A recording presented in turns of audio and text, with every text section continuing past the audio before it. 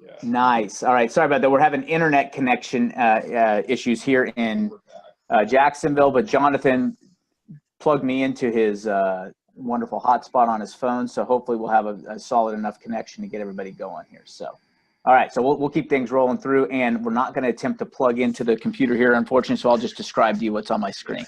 Fair enough. All right. Because it doesn't want to do this. We'll see how that. I had the input one, but we. Oh yeah, I could probably adjust it. You're right to do it. Well, That's exactly at this point.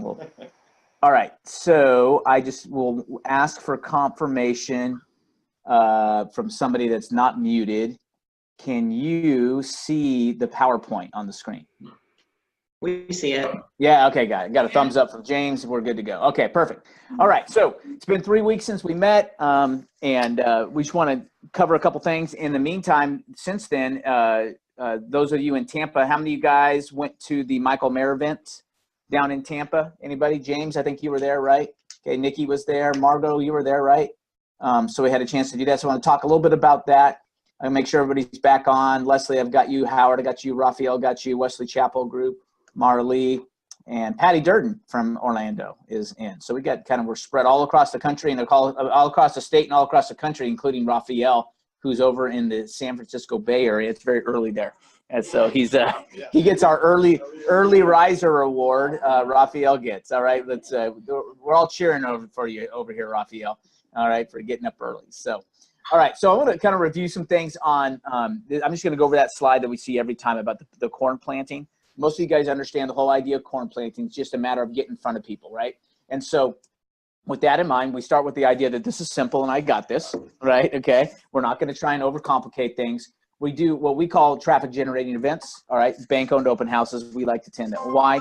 Because they generate more traffic, right? And if we're going to have a traffic generating event, let's get to the things that are going to generate more traffic. We're going to take some breakout sessions and talk about what we're doing to do that right now. But then I want to cover a few other things. Okay.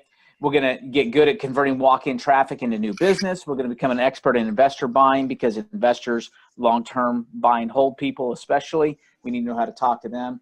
Buy and flips are easy to talk to. Don't do it right now. All right. It's like looking for a needle in a box of needles.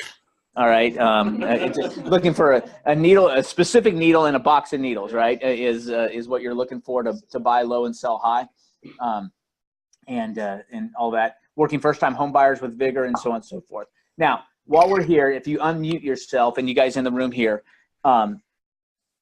any issues right now with anybody out there in this land or here locally that has done a traffic generating event in the last 3 weeks? Okay, open house. That's a traffic generator. It's a prime traffic generating event. Was it? And Jonathan's here in Jacksonville. Was it a regular open house? Okay, you one of your own listings. Okay, good. What kind of traffic did you have?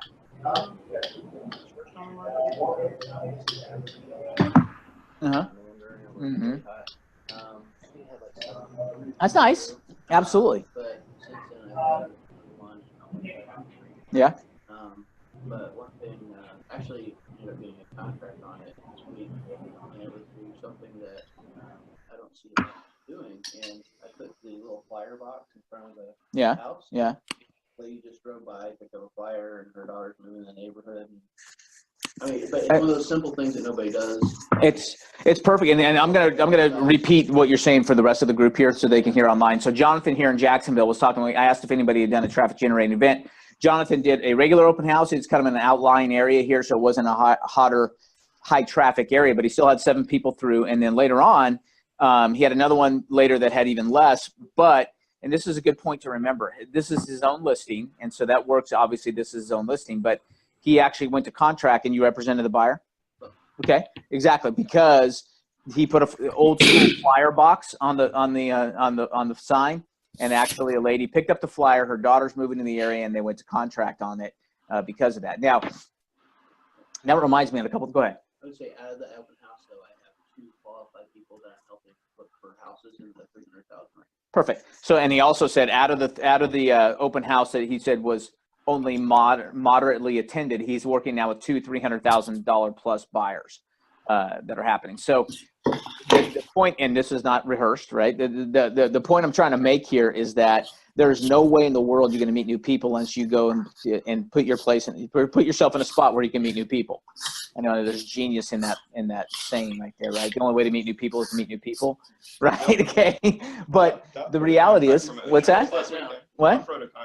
Yeah, and so people who are saying, hey, look, either the market's too hot, all my listings are selling so fast, so I can't generate buyers from them. Well, we're going to have to get creative, right? And we're going to talk about creativity in a minute because we're constantly seeing threats to the industry, right? Now Zillow is getting in to buy it now. If you guys saw that, we'll talk about that later. But as of 2 days ago, that's right. Okay, Zillow bought it. No, okay. No, sorry. All right. Okay. Because Zillow now is saying they're testing in some markets where they're going to basically be OfferPad. You guys have OfferPad around here, right? In all our areas, there's OfferPad where they'll come in and make you an offer sight unseen directly to your seller with the claims of, hey, it's fast. It still costs them 9%, right? When it's all said and done, because they pay still a 6% fee. It's not a commission. Oh, we don't have to pay commissions, but you pay a 6% fee. Okay, well, you call it what you want. It's 6%, right? And then there's the additional 3% in closing costs and all this kind of stuff they want sold, but it's the convenience of doing it fast. Well, Zillow's not going to allow that to happen on their watch, so now they're jumping into that game. And the irony is that we're allowing them to do it with our data, right? Okay, and we're paying them. Hey, can I please be one of your agents so then you can undercut me, right? Is what we're doing. And I totally understand, where you're coming from. And right now it pays. All right. But we have some long-term thinking. But then how do we compete against that? I want to have a discussion at the end about how do we compete against that? And my whole theory is that you compete against that by having the relationship, right? And when you have the relationship, it's not going to, Dan, you got something you want to add? Well, I haven't heard of them. Mm-hmm. Apparently our market's too poor Right. over where we are. Well, OfferPad, you've OfferPad or Zillow? Oh, yeah, OfferPad, I haven't heard of them. Oh yeah, OfferPad's here, right? They're not big here. They're not? Okay. I haven't heard of them. All right. But, I mean, No, are they okay. writing a sales contract where they are the buyer? Yeah, they're just going directly to, it's kind of like, it's like a version of eBay's Buy It Now, right? Okay, they see something on the market, they'll just go directly to your, or matter of fact, we're inundated with, in the Tampa and Orlando markets, we're inundated with advertisement on local radio and everything else saying, hey, look, don't want the hassle of listing your home and having to prepare for showings and all that stuff. Call us now. Go onto our website. We'll make you an offer within 30 minutes. So then there's no lender. Yeah, exactly. Yeah, well, OfferPad though is probably owned by BlackRock or somebody. But when we start, it's like it's a huge institutional investors. No lenders involved. No, they're paying cash for these deals, right? So they're just coming in, cashing it. So you don't have to worry about low appraisals. That's their whole, offer, value proposition to the seller.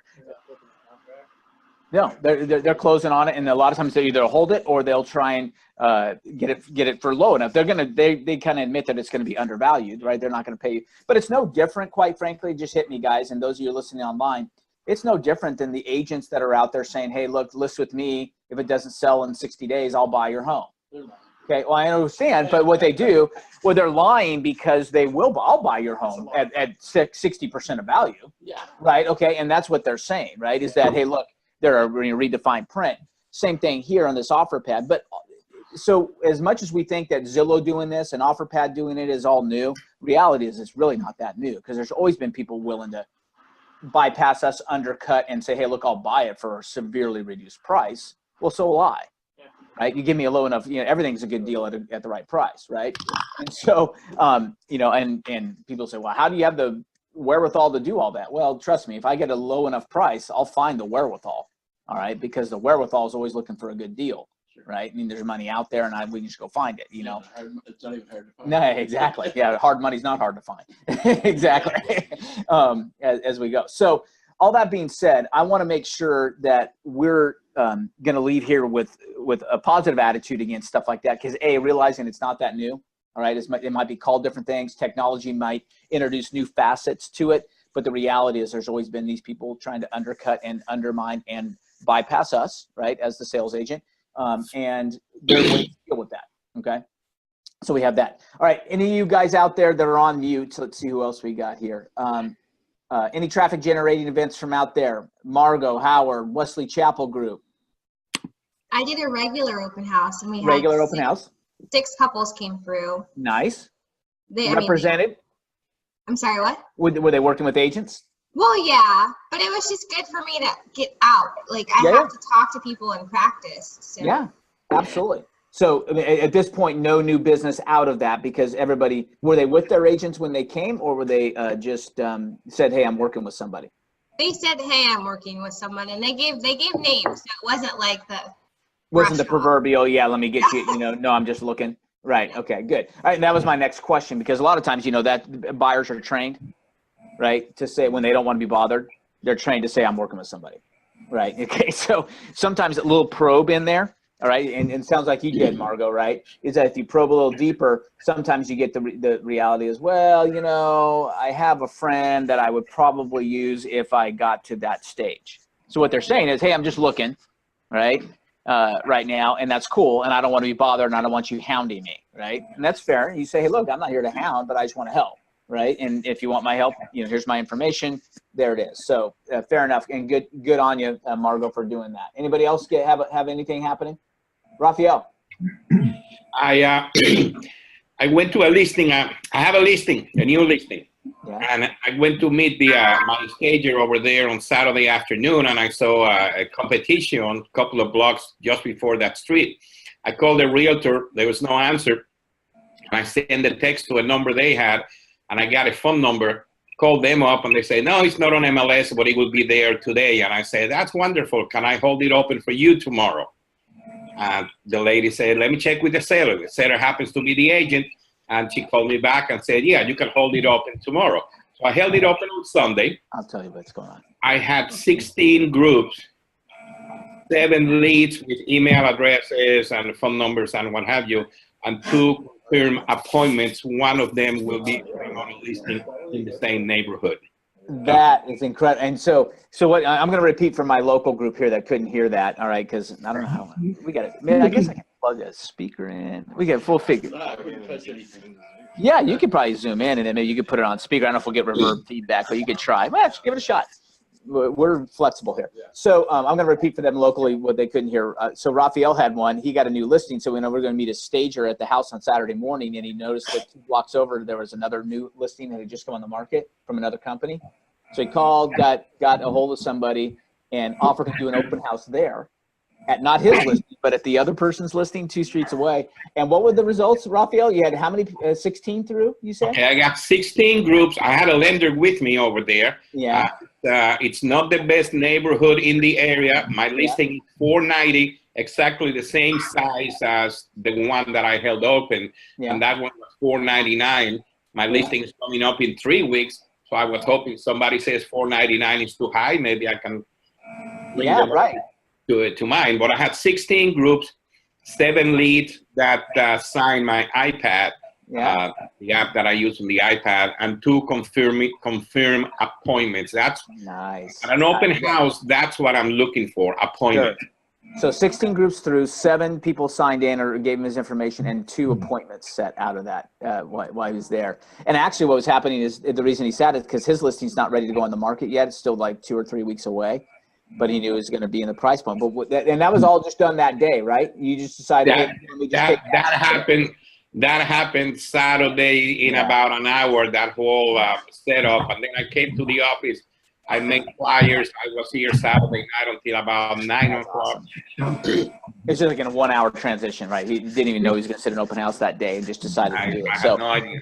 And that's, we're going to read a book this time. And some of you that have been in the session have read it already, but it's called The Greatest Salesman in the World. And the greatest salesman in the world, they have scrolls. And one of the scrolls is I will act now. Right. And it's a mantra that we live by, is that I will act now. So huge kudos to you, Raphael, for jumping on that and doing it. That is awesome. That's fantastic. The thing I'm going to encourage you guys, if you're hearing these stories, that's the reason we come to these meetings, is to hear stories like that, because it reminds us, A, we need to be doing it. So Jonathan, you did it. Great job. Raphael, you did it. Margot, great job. Everybody who did one, that's, again, no one's going to come knock on your door and say, hey, you know what? I just had an aura about me that you're a real estate agent, and so I thought I might knock on your door and find one, right? Okay, by having an open house, all right, you're promoting to the world, here I am, right? People in our offices, we don't have floor time, right? And I said, well, yeah, we don't, but we do, right? Because you can have floor time anytime you want, I'm a big proponent that open houses are floor time, right? Go get some work done, get an air card, right? And get some work done out of wherever you are while you're waiting for people to wander through. But certainly no one's going to, while you're watching the NHL playoffs, it's not going to do you any good, all right, to be sitting at home doing that. So I'm going to continue to encourage you to get out and about. Raphael, you got more? Yeah, no, just one thing about not having floor time. You can always get a sold sign or a coming soon or a sale pending sign and sit at a coffee shop, and that's floor time. Yeah, there you go. Absolutely. Our agents do that as well. Raphael says he also goes and sits at, Starbucks or whatever with his laptop. And we've got agents that have skins on the back of their laptops that, just says, ask me about real estate or whatever, something to generate if you're going to get some work done, why not be out there instead of hunker down in your home? All right. At least be out there where you have potential of meeting somebody. That's great advice as well. So the key is, I hope you're seeing, is be there, out. And so you can find out what's happening. All right, James, how about you guys? I know Chris is a open house hound for you. You got any open house stories for us?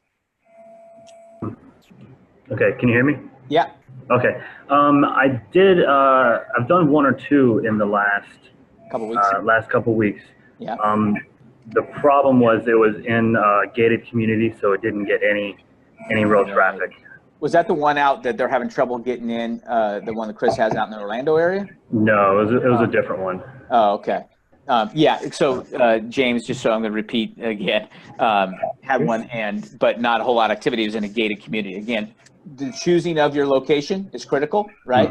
Because traffic generating events, if they again have to go through 3 roundabouts, 15 turns, and 4 guard gates to get to you, probably, probably the chance of them of making it through the gauntlet, all right, they're American Ninja Warrior, they're going to fall off on task 3 before they can actually make it through and get to Vegas for the finals. All right. So if hopefully we don't try and set up a gauntlet for them as much as possible. Those of you that are new to the group or haven't seen these before, remember the whole idea is I tell the story of the little, I affectionately call the POS piece of bank-owned open house that I sat, that was overpriced, but it only had 2 turns off a pretty little busy street, right? 2 turns, overpriced, knew it wasn't going to sell, was in terrible shape, but it was a traffic. It was my goose, right? That laid the golden eggs. For 7.5 months it took to sell that thing.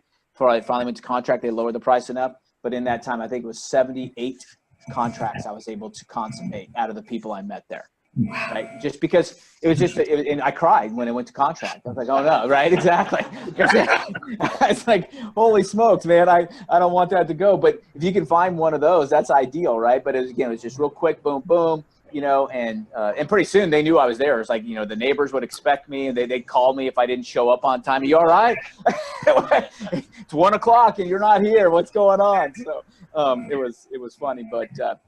You get to know everybody and do it. But that's the key, all right, is try and generate as much traffic. And again, regular open house, bank-owned open house, sitting at the flea markets, whatever our agents do, right, to generate activity and get face-to-face, because eyeball to eyeball is the key, right? Because that's how you win. That's how we overcome Zillow Instant Offer. That's how we overcome OfferPad. That's how we overcome, hey, I'm going to use the agent that my USSSA loan officer said if I use them, I get a 1% rebate back on my closing costs.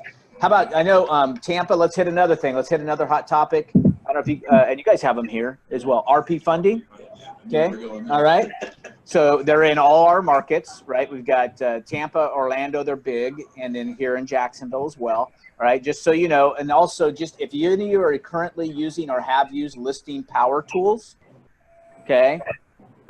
It's called LPT. It's a really good system, right? Matter of fact, I promoted it probably 2.5 years ago because it gave you a little box. You put something on a listing, you uploaded it to them, and within 24 hours, 24 to 48 hours, they would deliver a box that had pre-printed flyers, a text to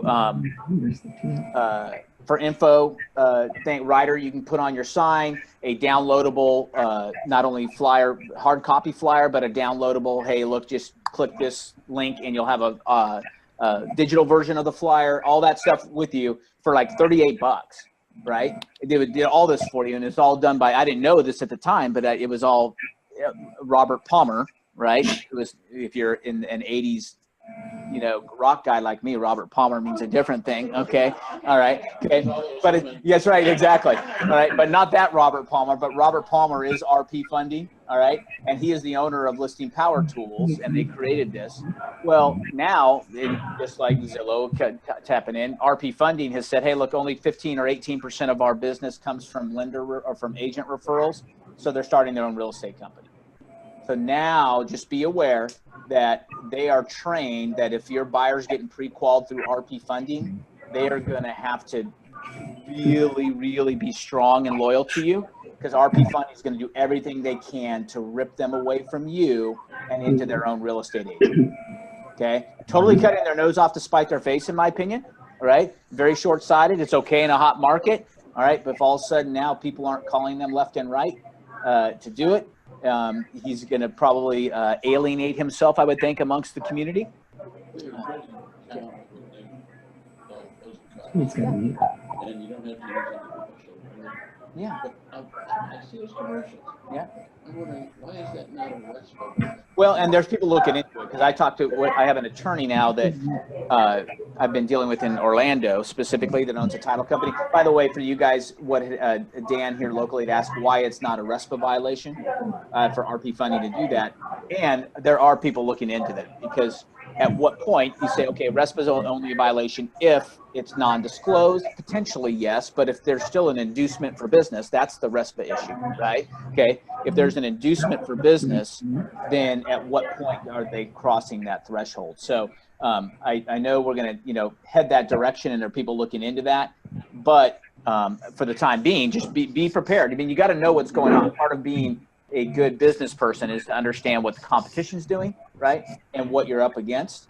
And if they're, doing, and by the way, and some of you, I'm glad you guys are here at 100K, because I'm going to show you how to make $100,000 a year plus, because I think RP Funding's offering $45,000 salary with a car and health insurance and all this kind of stuff. And some of our agents are salivating over that. And that's you want to go, that's fine, but you be prepared to be an employee, right? And you're going to be a slave to an hourly rate and to a spreadsheet.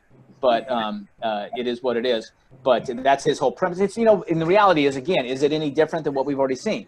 Redfin's been trying to do it for years, right? Redfin's been trying to make employees out of their agents for probably 8 years now, right? So again, there's nothing new under the sun. And I want to encourage you to know that you listen to a broker who's been doing this for 25 years, right? And I've seen a lot.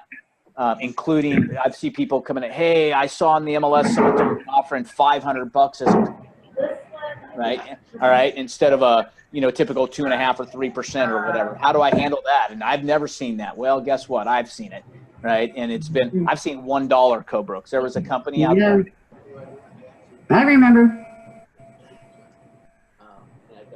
Well, I'm going to talk about that, because I want everybody to hear that. And Janine, would you say you remember? That was yeah. I remember home discovery too. Home discovery, that was it. It was the E. I knew there was an E in there. And they were doing it. And they would put the listings in and then put $1 co-broke. They were listing for 2% total, right? So that was their value proposition to the client. Then offer a $1 co-broke, knowing that your client was going to see it on an MLS search because you had them on automatic searches. And they're going to come to you, and you're going to have to ham it, right?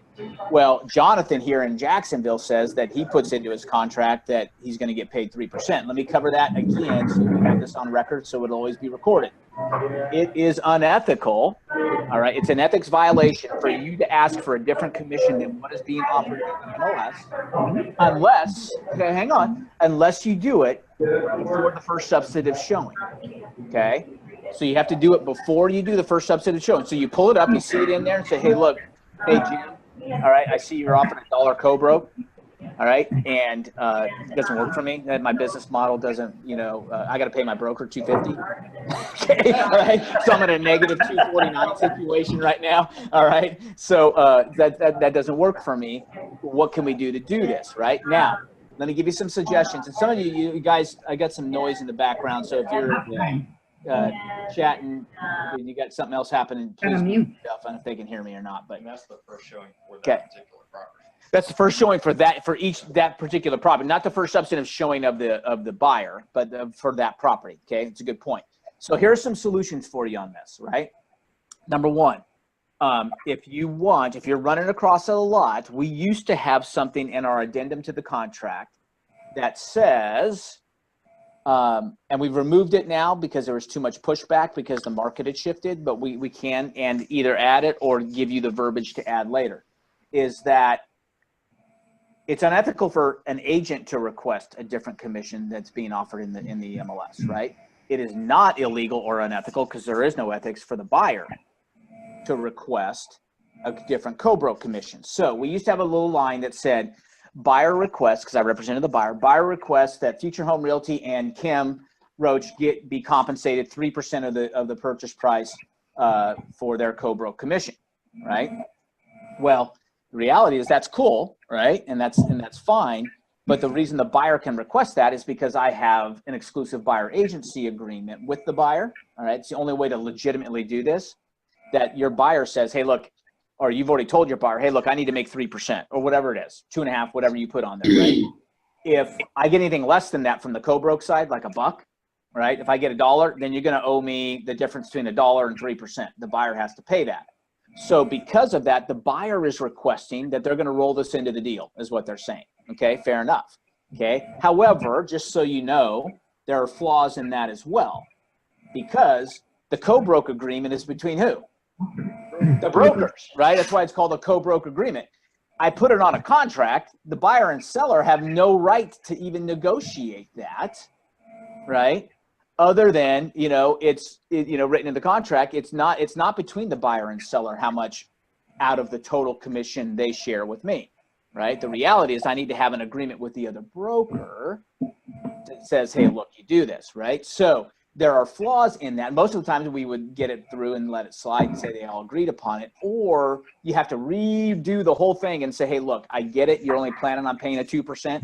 All right. And I was only getting $1. Now I want 3%. So now you're going to have to pay a 5% if this guy's getting, so you have to kind of rehash that all. Jonathan. Sure. So in reality, I was negotiating with the actual owner of the property. If you're, Jonathan's point was he was dealing with, it was a limited service agreement. Basically, it was in the MLS. Yeah. Okay. Limited service agreement in the MLS where he was told directly to negotiate directly with the owner. Which we've all seen. Everybody out there, right? Raise your hand, nod your head, right? We've all seen those. Okay. All right. Okay. So in that case, yeah. Well, it's not, because now you can deal directly with the owner and you're negotiating, and he is quote unquote acting almost as his own broker. And that's a good point, Dan. All right. Yeah. Well, I think it would not be an ethics violation because the other guy isn't even involved. He's got a no brokerage relationship. So the reason it becomes unethical if it is a regular listing, the way the ethics boards look at it is because now you are holding your offer, you're blackmailing, if you will. Hey, I was thinking about bringing an offer, but I don't know. I'm that 2% isn't usually fit my model. So they don't want the public being damaged. Okay, hey, look, we could have put this deal together, but you wanted 3% and they were only offering 2%, and the deal fell apart, right? And now their goal is to, hey, we want the public to, we got a buyer and a willing buyer, willing seller wanted to buy, right? By the same token, 2 offers come in, today multiple offers, so. Yeah. And you get these multiple offers, and one guy's wanting to get paid some commission, and the other guy's accepting what the MLS says. Mm-hmm. Which one are they gonna take? Right. You didn't do your buyer a service by having it in there to begin with. Right. Unless you have on the front side, you have the discussion, and that's all right, because at the end of the day, what is the seller looking at? This bottom line net, right? Exactly. Hey, this one I owe a total of 2% commission. This one I owe a total of 4% commission. All right. That extra 2% comes out of my bottom line. So I'm going to, all things equal, it is what it is. But yeah. I explained that, it looks like on paper the seller is paying our commission. Getting that money from you. Mm-hmm. And with that in mind, I would like you to free me up so I can show you every house on the market.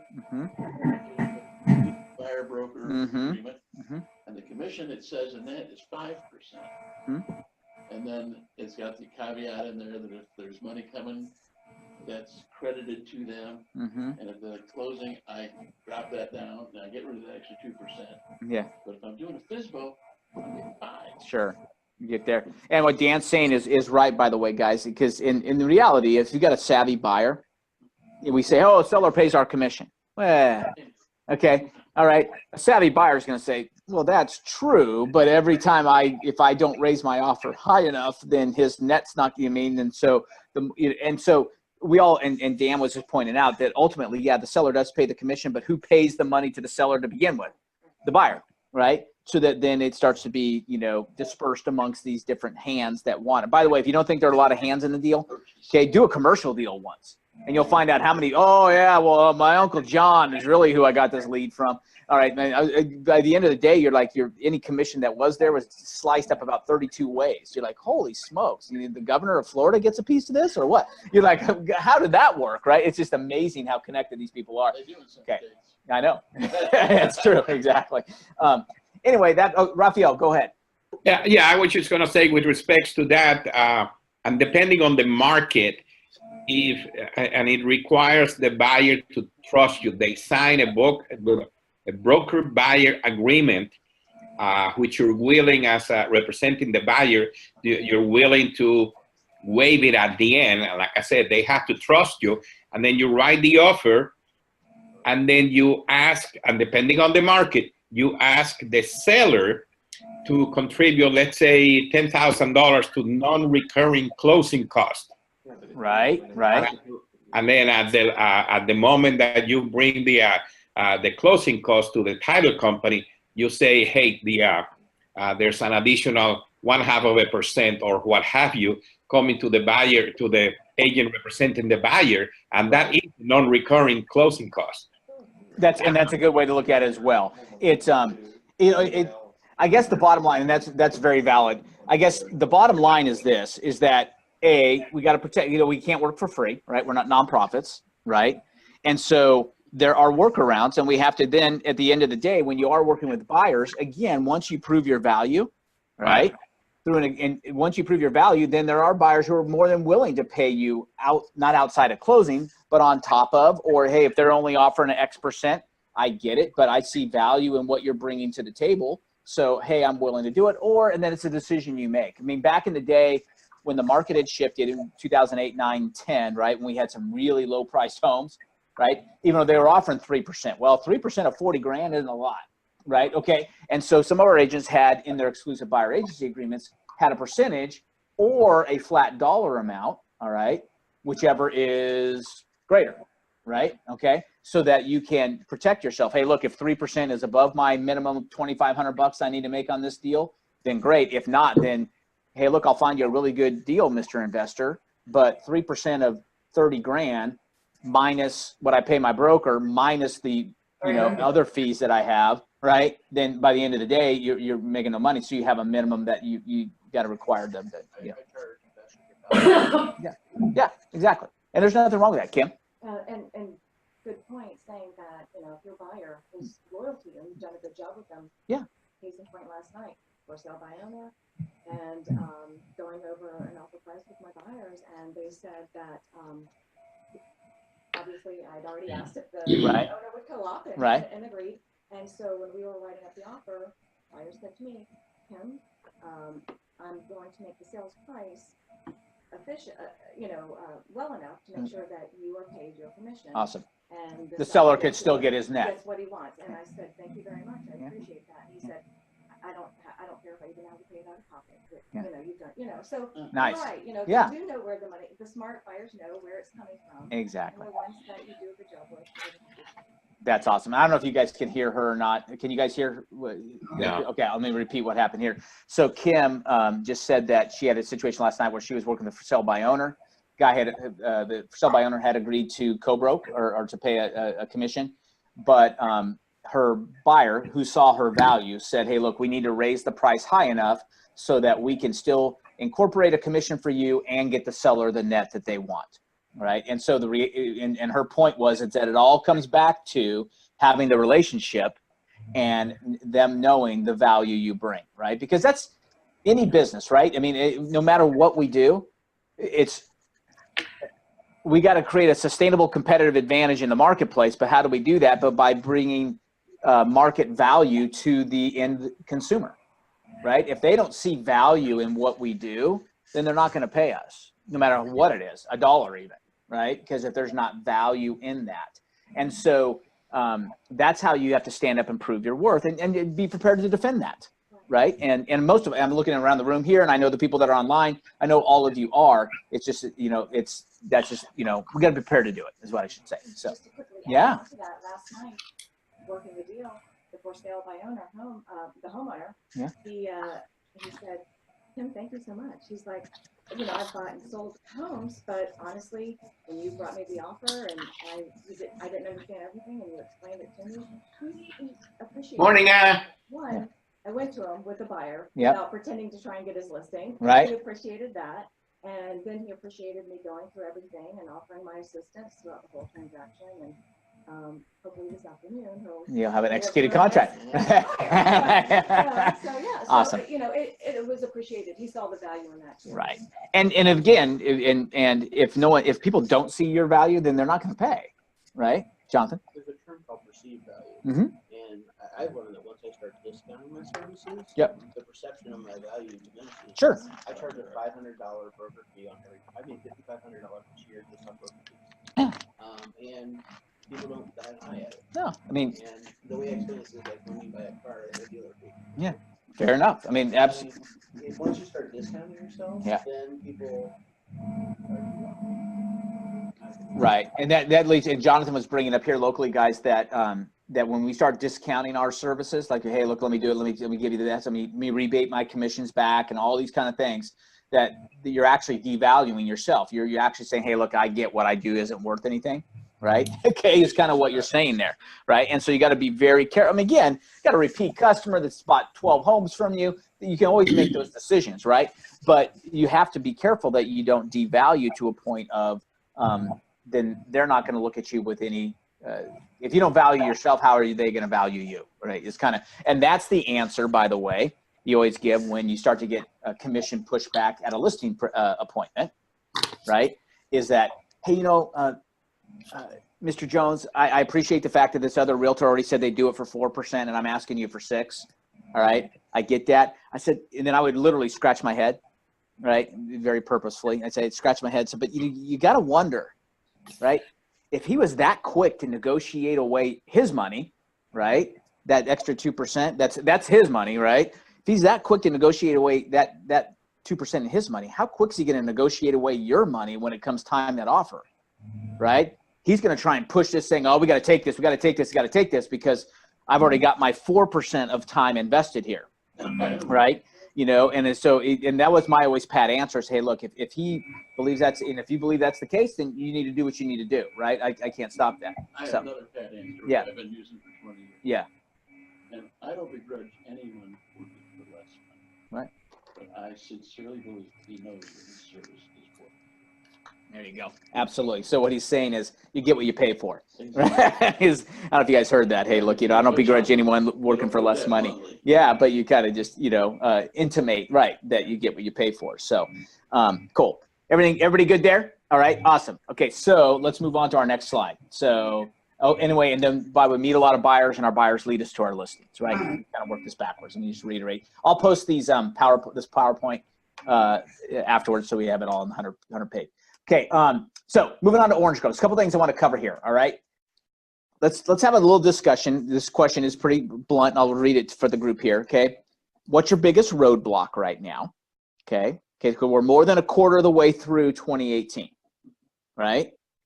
We're 5 or 6 sessions into this session of 100K, right? So I want to think about this question. What's your biggest roadblock right now?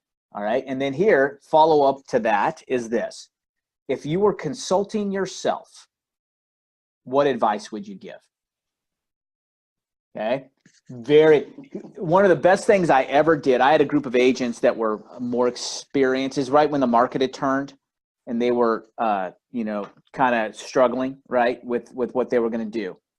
And so I got a group of them together and I assigned them this task. I said, all right, you know what, guys, I've got newer agents coming into the business and I really could use your help. right? So I'm looking, I really could use your help. If you had to take and say, hey, look, for the next 2 months, you're brand new to this business. For the next 2 months, write me out a game plan. Give me a strategy. How would you advise these new agents? I was coming to my experienced agents. Help me help these new agents, right? What would you advise them to do? And that was, of all the suggestions I ever make in 100K, all right, and we call them assignments sometimes we call them suggestions, right? No one ever does them, all right? This is the one they did. Oh, I can tell somebody else what to do? They were just like, man, they couldn't get to their pens and papers fast. They were typing away that, I got great ideas for them. These new agents, they need to make sure that they're attacking their database on a daily basis. They need to make it They need to make sure they're doing open houses at least 3 or 4 times a week. They need to right? And so they had this, and they came back in 2 weeks with just beautiful strategies. Incredible, right? So I looked at them, I took them, I would read them, I'd look at it, and I just turned it around, I handed it back to them and said, now go do it, right? and their face went white, right? Like, oh my, I would have never made it so rough if I knew it was going to be for me, right? But the reality is again, it goes back to my premise that what to do is not the problem. To do is the problem, right? We all know what to do. It's just a matter of, are we going to force ourselves to do? And so therein lies the great conundrum, myself included. I know what it takes to grow my Orlando region. All right. To do is not the issue. Am I going to do? Right. Is the whole idea. So what I want you to think about, and if you're in a group now, that's great. And we're going to kind of put you on mute here. We're going to come back in 5 minutes. If you're by yourself, I want you to write down at least 2 answers to those questions, right? Biggest roadblock right now. All right. And if you were to consult yourself, okay, be a fly on the wall or, get to the 10,000 foot view and look down at yourself and say, what would you do? All right. And we'll reconvene here. You can, in about 5 minutes. What time is it now? So 10:24. We'll come back at 10:30. How about that? All right. So 10:30, we'll be back. All right. Thanks. 7:25.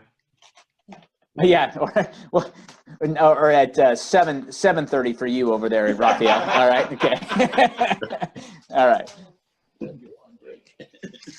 right. Perfect. And I don't know if I have us all the way on mute there or not. I want to lose our connection, so I don't want that. Yeah. No. So, okay. Anybody want to go first? Biggest roadblock right now. I'll go first. Kim, all right. Organizing my time. Okay, perfect. I'm busy now and I love it, but I gotta allot my time and manage my time. Awesome. So I can be more effective. Perfect. Okay, and I bet you that would be a huge one for most, right? Because that's a big.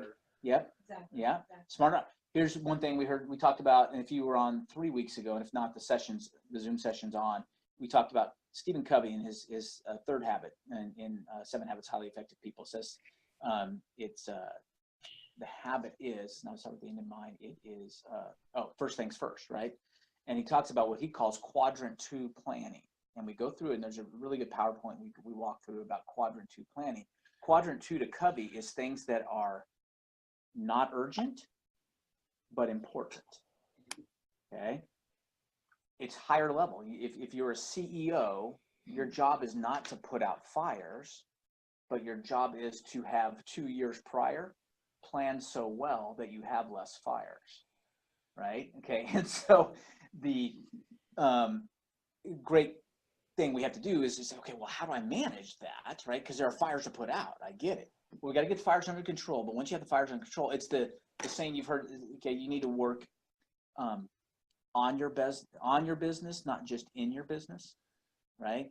Because in your business is the fire putting out stage, right? But on your business is, okay, let me do some longer term planning. Let me think about how I structure that. And that could be as simple as, I'm going to be, as much as I don't want to, I'm going to be a slave to my calendar for that short term. I mean, for just even, how about if I slave myself in the morning only, right? That I'm going to be disciplined. I'm going to turn off the phone, all right? And I'm going to say, hey, look, I got my special ring in case my daughter calls. But other than that, right, I need to do this, right? And I'm not going to let anything else stop me from that. But I get it, all right? So, okay, so there's that. All right, let's go back through our biggest roadblock, and then we'll come back in and see, while you're thinking on that, think about how you would consult yourself, all right?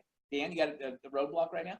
Well, right now, my biggest roadblock's been my Yeah, health. right. Yeah, right. You know, but as far as when you're ready for the second question, I got that answer. Okay, perfect. Awesome. Good. All right. Okay. Kev, you got anything? Mine's similar, just getting clear on priorities, you know. You know, and I've got, and myself is included, I mean, being totally honest, is that, hey, setting down, because you can get distracted real easily. There are a lot of things happening, and I'm finding myself doing halfways, right? I'm not getting anything fully done. I mean, a lot of things halfway done, but not anything fully done. So, boy, but the time Or you're halfway doing things as well as you should be, you know. Right, Like, because your mind's separated, right? Yeah. You've got scattered, you've got other things Yeah. instead of, boy, if I could just focus, boom, get that. And a lot of times, focused effort gets it done a lot faster, and you know, and some with you, but it's okay. I'm with John. Yeah, mine was pretty much the same, just time blocking and procrastinating. Yeah, exactly. Okay, and we'll come back on the consulting part of that. That's you. That's good. All right, and Jonathan. I'm with her. It's smarter, not harder. One thing I really want to do is start my blog and do more online presence. Company that has been inundated with customers. So instead of me spending, like, I spend $1,000 a month on Zillow, right? Yeah. Instead of spending that money, put it more into my blog and online presence. Things more. I'll still spend that, but I mean, still, you know, get more of the online being an authority on real estate. Sure, absolutely. I think that's great. I have a friend who does mommy blogs, and she makes $300,000 a year with mommy blogs. Sure. And she says she'll help me. Yeah. I just haven't blocked off the time. Right. To go do that. That's awesome. So Kim, now we'll circle back to you again. Okay, so you consult yourself. Make myself get up maybe 30, 45 minutes earlier, Okay. so I can go to my calendar. Okay. Right. And organize the priorities and what needs to be done first, second, third. Knowing that since I'm so busy and things move so fast that at a moment's notice, I pretty much will have to go meet somebody. Right. So give myself extra time in the morning to have the important things that need to be done. Sure. Done. So if I have to run off. That's fair enough. You know what I mean? It's kind of like was it Orlando group. When we have our office meetings, we meet in downtown Orlando. This is about halfway between our two offices there, right? And 3 or 4 of them always wander in, probably 15 to 20 minutes late, and say, the traffic in Orlando. Like they didn't know. I'm like, yeah, it's been this way for the last 4 years, and will be for another 4 years before it's even dream of it getting better, right? So, like, I'm gonna have to run off and do something. Well, you know, we can act surprised that that's gonna pop up, right? But the reality is, if we tracked it and said, hey, look, that happens quite regularly, so why am I surprised by it, right? And that's good. And you just hit me when you said that's a valid point. So maybe we get up a little earlier so we can knock that out before the surprises come, because then surprises, when they're expected, aren't surprises. Right? Yeah, Okay? yeah. It's not a surprise. That's great. Yeah, Okay, that and sometimes it makes just, a you lot of know, sense. just saying, it makes a ton of sense when we say it, right? You and I both. It Just hello. Just go do it. So Dan, you said you have an answer for your, consult yourself. Prospect every day. Yeah. At least 5 contacts every day. It could be a myriad of things, right? And you know, because I've been out not doing much. Right. But every once in a while I stumble into somebody anyway. Yeah. You know, what I call falling out of the sky. Yeah. I was behind a man at the local credit union. Yeah. Last year. Overheard him ask if they did, you know, if they had real estate agents on staff, because they used to. And they don't anymore because. Is that Foxter? Yeah. Yep. And, you know, I said, well, excuse me, I'm a broker. Could I help you? You know? And then I handed him off to my wife. Yeah. And she handled the deal. And right place, right time. It's just, but you got to be prepared to do it too. oh, right? of course. Yeah. That's what the cards might get back. That's right. Absolutely. That's wonderful. That's great. And that's great advice, by the way. I mean, because what do we get paid to do? Consummate deals, right? And we get paid to consummate deals by meeting people, right? And establishing relationships and or furthering relationships we already have, right? And that can be sometimes prospecting with people you already know, right? And sometimes prospecting with brand new people. Oh, let me tell you about one I already knew. Yeah.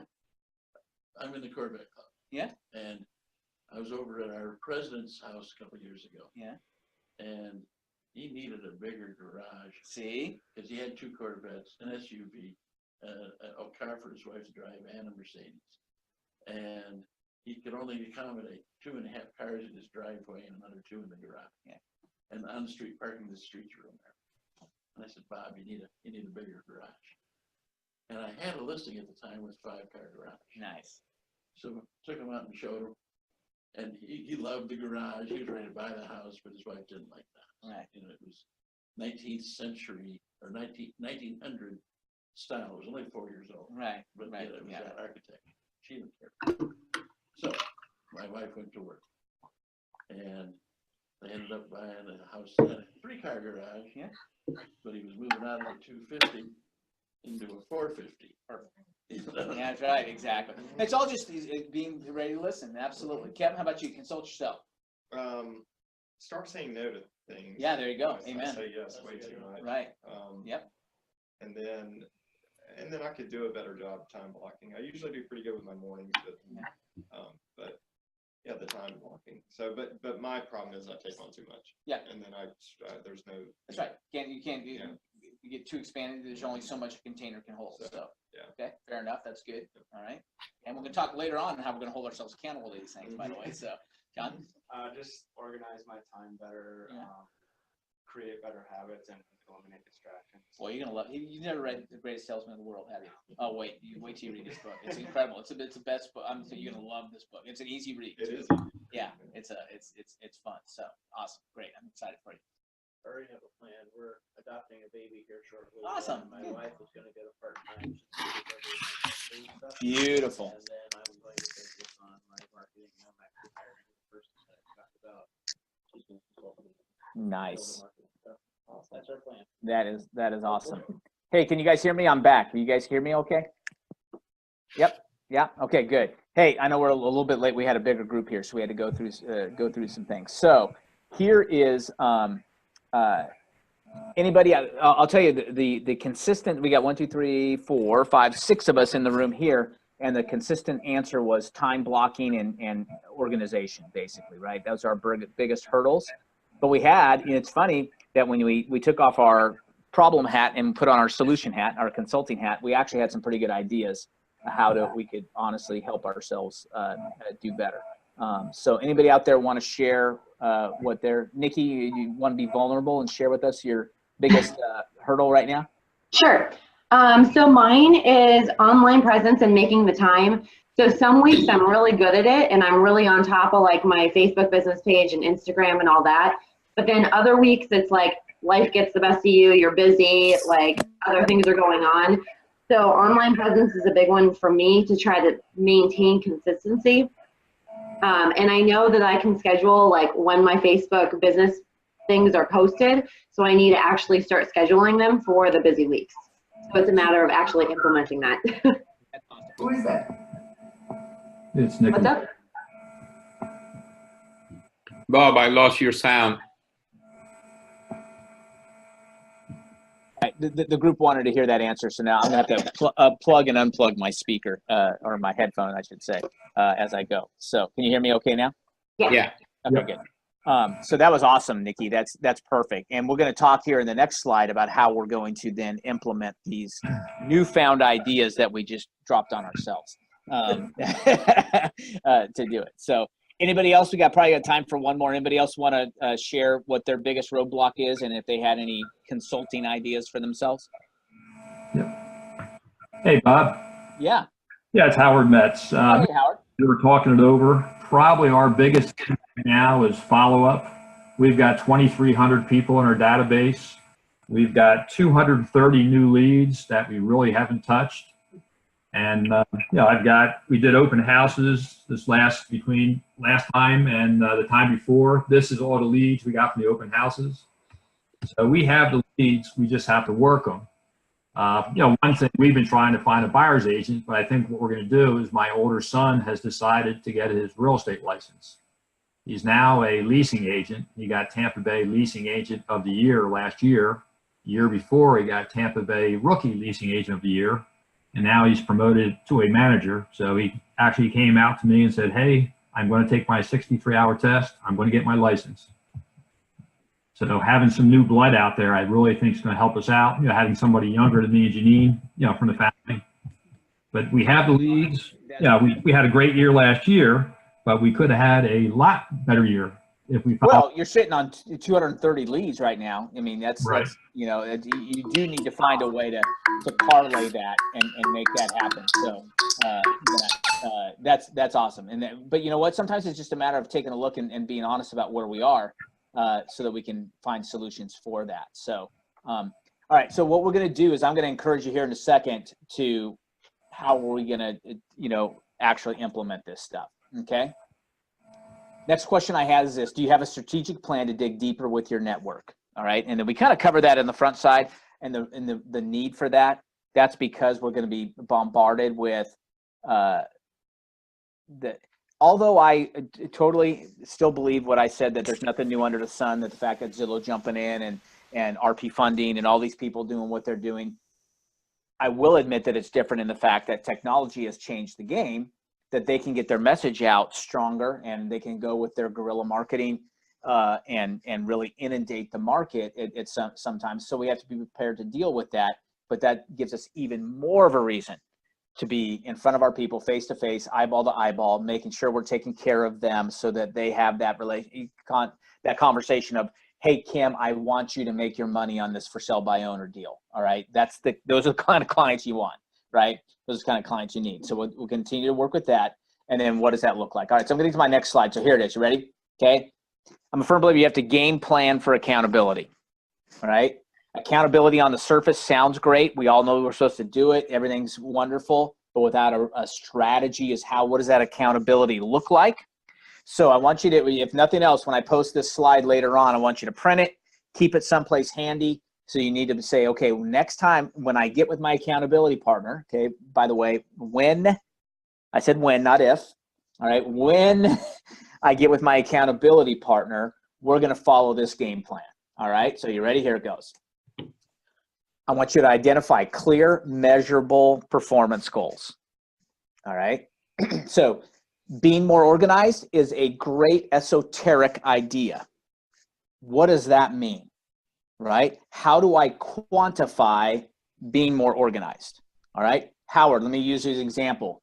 I'm going to get with my accountability partner, and in 2 weeks, I'm going to have reached out to 25 of those 230 through email, text, phone call, whatever means we think is the best way to do it, you know, but you're going to set a quantifiable, clear, measurable goal, right, of how we're going to do it. Because if we just do esoteric, I want to be a better husband, all right, sounds nice, but what does that mean?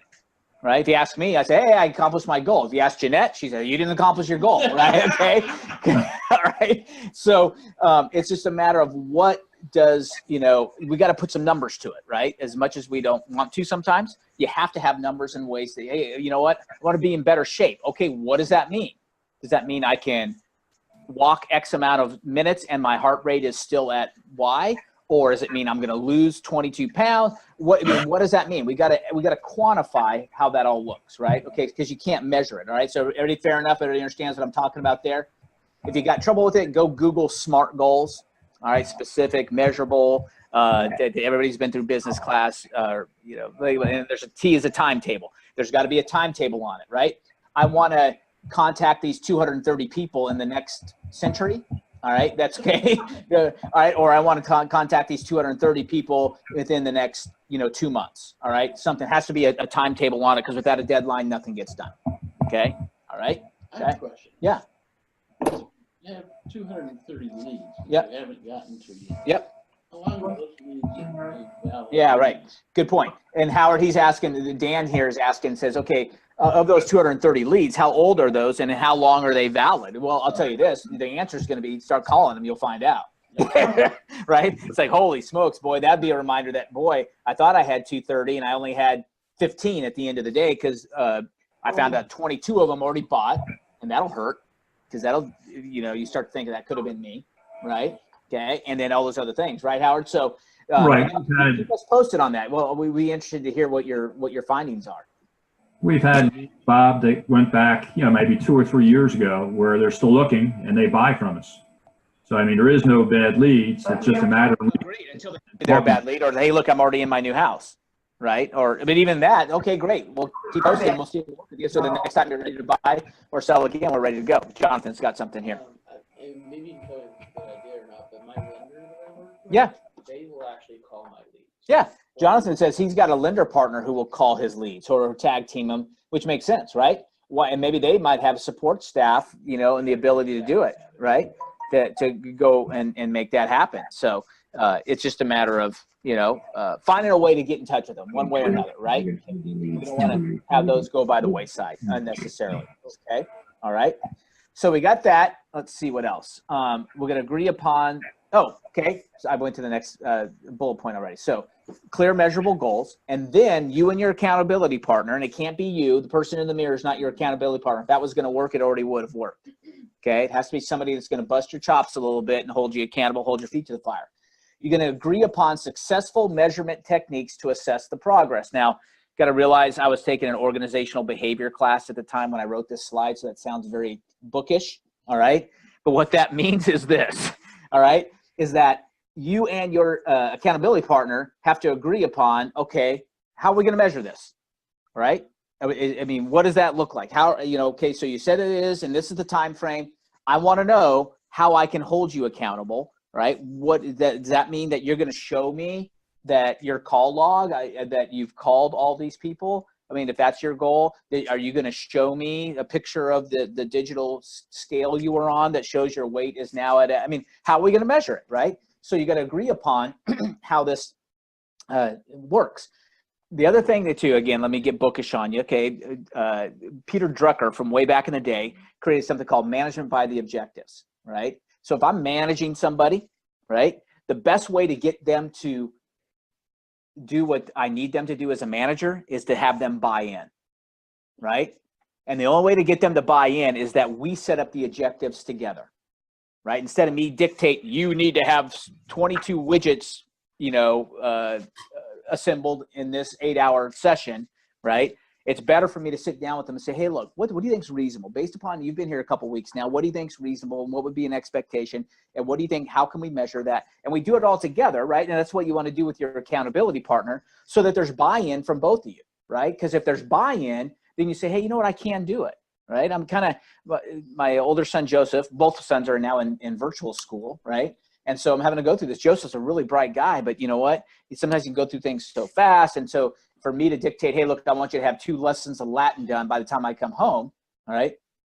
It ain't working, right? But what I can do is, hey, Joseph, here's the whole thing we got to attack in the next 2 weeks. How do you propose we attack this, right? And now he's saying, hey, look, I think I can do this, this, and this. Okay, can we agree that that's what we're going to do? I mean, we're all together on, I'm good with it. Are you good with it? You know, there's an agreement amongst us, right? And now there's buy-in on his part, right? And so when someone's dictated, you must, like if I told Howard, by the time we come back in 2 weeks, I want all 230 people, I want to report on all of them. I want da-da-da-da-da. Howard's going to say, yeah, have a nice day, right? Okay. But if he says, hey, my wife won't trust me. She's already told me we will be contacting those. And the 230 leads are actually fresh leads. The 23 that's good accountability part. The 230 are newer leads. Yeah, that's awesome. So the 230 are newer leads, so they just need to go to work on them. So that's a good point. Yeah, don't let them get old. Exactly. So great job. All right. So is everybody already okay with that, right? So there's got to be agreement between you and the partner. All right. And then once you come back and you do that, then you're going to provide feedback or coaching to adjust the results, right? And you're going to look at it, consult together, right? Okay, now that we're here, what do you think would be the best way to attack this, right? Hey, you didn't make your 22 calls, you made 18. What do you think would get you to the point where you could do 22 next time, right? Or the 26, if that's what you want to do, is 22 every other week, right? Or whatever. Now let's get back on track. We'll make that small adjustment and so on and so forth, right? So it's just a matter of, hey, here it was. Here's was our mutually agreed upon objective, right? It wasn't like I'm telling you what to do. We agreed to do this, and we didn't hit it. So how do you think we need to tweak that to make it happen? By the way, be careful because it's a two-sided coin, right? Because as soon as you're the consultant, then they're going to flip the coin and be the consultant on you, right? And so you have to understand that as well, okay? And then you're going to use that feedback to create a new plan of action for the next time period. Okay, it's a pretty simple process, right? So We identify the clear measurable goals. We agree upon how we're going to measure those. We're going to provide feedback based upon our assessment of those measurements that we had agreed upon. And then we're going to give feedback to help grow from there and extend. Dan? Oh, I thought you had something. No, sorry, no, perfect. I had a thought, I was confirming it. All right, so here are our suggestions, right? And what time is it? We're getting close, right? Okay, all right, yeah, we're okay. We'll finish up. All right, so 5 suggestions, or I call them suggestions. They're really, these are the ones where I can't, these are management by the objectives, all right? So I'm going to have buy-in on you guys. All right, how's this sound? Nikki, can I get you to nod your head that this would be a good idea? All right, good deal. Okay, we're all agreeing to that. Raphael, even though it's early out there, you good? All right, good deal. All right. I'm good. Okay, perfect. Let's see who else we got here. Margot's there. Wesley Chapel Group's come back in. Hey, Jim Duncan, are you there? I can't see you. If you hit Alt-V, I might be able to see your face. Okay, I'm here. I was just Hey, on Jim. mute. Hey, how are you? I'm doing really well. Good. Awesome. Good deal. All right, so here's our suggestions. The greatest salesman in the world. I'm telling you, it is, outside the Bible, probably the best book I've ever read. Okay, I'm just, you know, and I know I just said that about Covey's 7 Habits of Highly Effective People too, but there are a lot of good books, you know, that I share with you. But this one, I can see you now, Jim, but I can't hear you. There, I can see you and hear you now. Gotcha. I'm on, Yeah. I keep muting my phone so there's no distractions. I Okay, got dogs barking. Good. I understand. Perfect. So The Greatest Salesman in the World, Og Mandino, go read it. It's a simple book. I'm going to begin posting on the 100K page my take on the scrolls. Can I give you another hint? If you've read it before, which I've read it, I usually try and read it at least once a quarter. All right. And I've discovered, thanks to Sarah Hash, you guys know Sarah down, and she's the title rep for Equity National Title down in the Tampa Bay area. I found a great audio version of it as well. And I'm listening to at least a scroll a day as it's read. And when I'm telling you guys, you'll know what I'm talking about once you get there and do it. But read it. I'm going to encourage you to try and find an audio version of it as well. The audio version I have is kind of written like a play, because it's written in it was written in the 1950s. Og Mandino's got a very incredible story himself, kind of, you know, pulled himself out of a bad situation and became a very, very successful insurance salesman, but then began writing these books. And this book is, you're going to appreciate it. It's all I can say. But it's written in antiquity.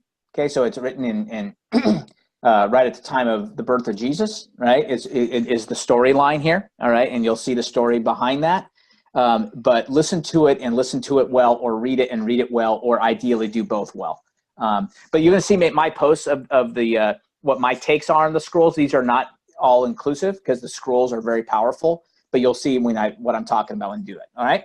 So, greatest salesman in the world. Make the 4 rituals a way of life, all right? Let's review our 4 rituals. We have our Sunday night ritual, which is kind of basically planning our week, right? We've got our morning ritual, which consists of affirmations, eating right, exercise, being ready to go, attacking our day with vigor, being organized on the front side, right? Not leaving the house scrambling, all right? But actually leaving the house that even though there is traffic in Orlando, shock, I'm at where I'm supposed to be on time, right? Right, Jim? Is there traffic in Orlando, Jim? You can attest to that? Just a little bit. Just a little bit. We got an affirmative there, right? Very good. Awesome. Okay. Then that's our morning ritual. We have a pre-sleep ritual. I'm sorry. We have a pre-leave ritual. Go back. And these are all from the Michael Mayer's 7 Levels of Communication book. All right. We have our pre-leave ritual, which is organizing ourselves before we take off. If there's anything that I'm in the midst of, I'm going to not write those down for the next day, so that tomorrow when I come in, I can be effective from the moment I pop in, right? As opposed to, because my mind's fresh on it now. If I don't do that, then tomorrow when I come in, I've got to spend 30 minutes getting my mind fresh again. Whereas I've already got my quote unquote to-do list for tomorrow, first thing tomorrow, because I was knee deep in those files today. All right. It'll change your life by doing that pre-leave ritual. And then finally is the pre-sleep ritual. Pre-sleep is just, hey, I'm going to slow things down. It's going to be a matter of, hey, look, taking probably 30 minutes, a minimum, away from electronics before you hit the bed.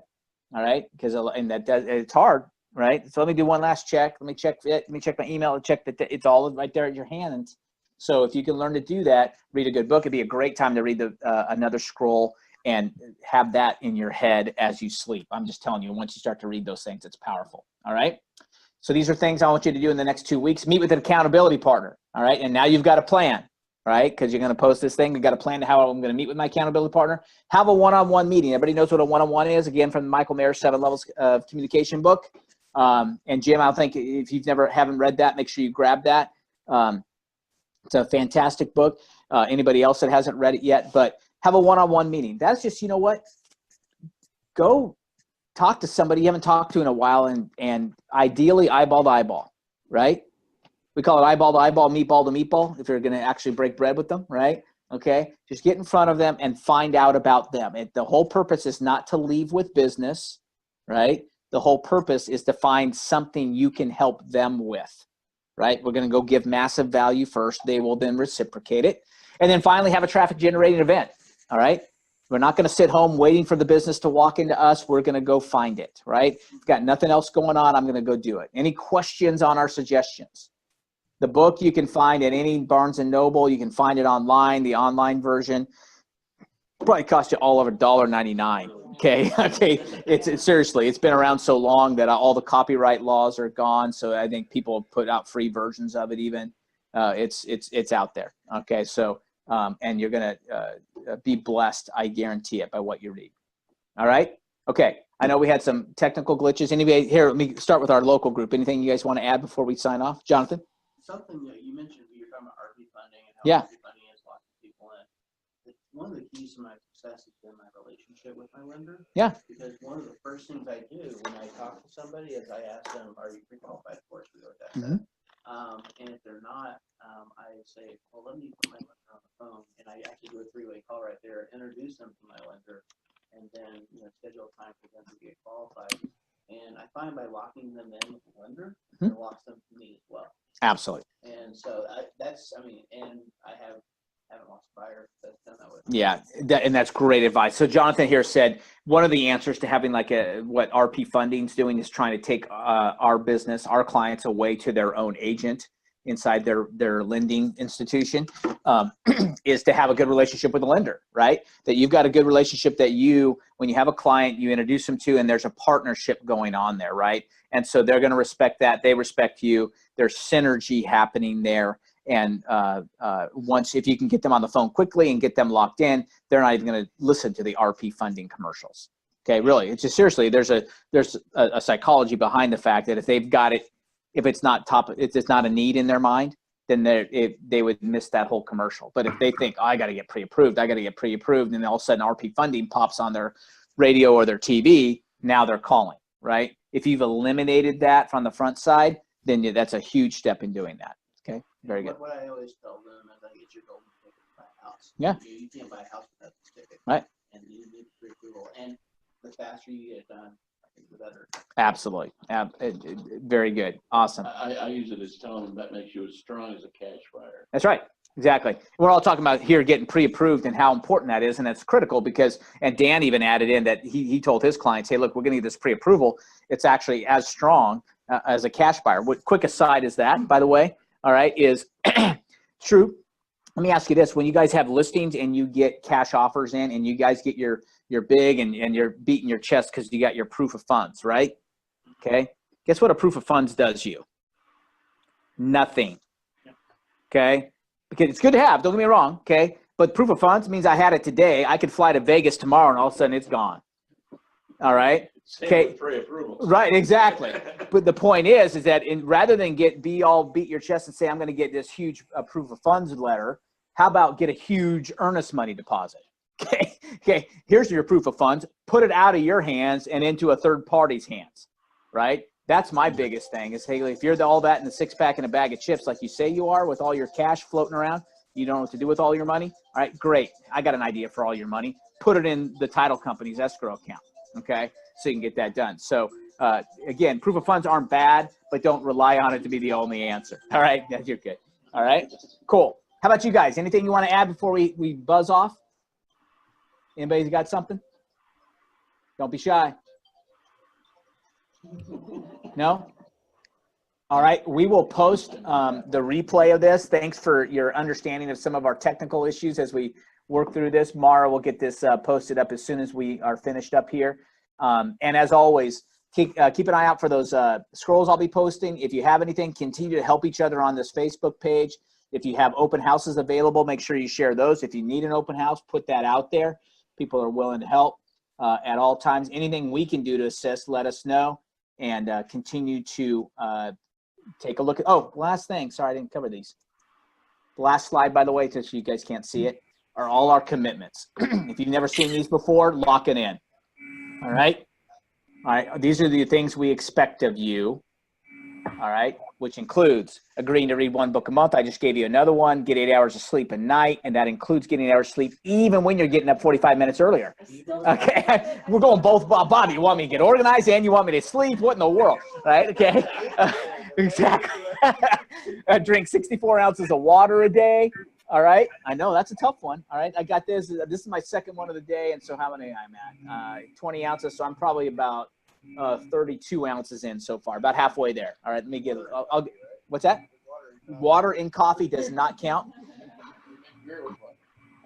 Make a lot of things with water, wine, beer. I'm sure there's a little bit of water in Tennessee whiskey as well, but we're gonna go straight water. Okay. Hey Bob, I have a real quick question. Yeah. I don't know Michael Meyer. Is he a member of by referral only by any chance? Do you know? Yeah, you know what? He that's where he came out of. He wrote. Okay. Yeah, he was by referral only. He was with the Joe Stumpf group, and he was also came out. Yep. Because I'm following up a program that a lot of these things are. I just started doing things that I've never done in my life, and they are all proving to be very effective. That's absolutely the case, and that's exactly where Michael came from. Is that whole Joe? And I'm a big Joe Stumpf fan, by the way. If you want to investigate further, Joe Stumpf is stump of a tree with an F on the end. So stump with an F. Stumps. Okay, thank you. Yep, perfect. Thanks for asking. So 30 minutes cardiovascular exercise 3 days a week. Volunteer at a nonprofit 4 hours a month. Donate 10% of your income to a church, synagogue, or other nonprofit. Churchgoers call it a tithe. And other people call it other things. De-church people call it anything they want to call it, but that's okay. And I understand they're de-church people. Speaking of which, I encourage you to worship once a week in a corporate worship setting somewhere, someplace where you can hang around other like-minded people that believe like you do. And the final thing is I'm going to ask you to do is finish, not just start, but finish. All right. Not just overtask yourself so you have all these halfway done things like myself. This is me talking to the mirror. All right. But actually finish projects. All right. What we're going to do. Cool enough? These will be posted up. In fact, I'll make sure I do it before I even turn off my computer right now, as long as I have internet access. Okay. To do it. So cool. All right. We'll post. I think it's 2 weeks from now is our next meeting, and I think it might be in the Orlando area. I can't remember. We'll check it out and let you know where our next live one is. But we'll Zoom them again, and we'll make sure this is loaded up. And if you guys need anything, reach out and let us know. Have a great day. All right. Stop sharing.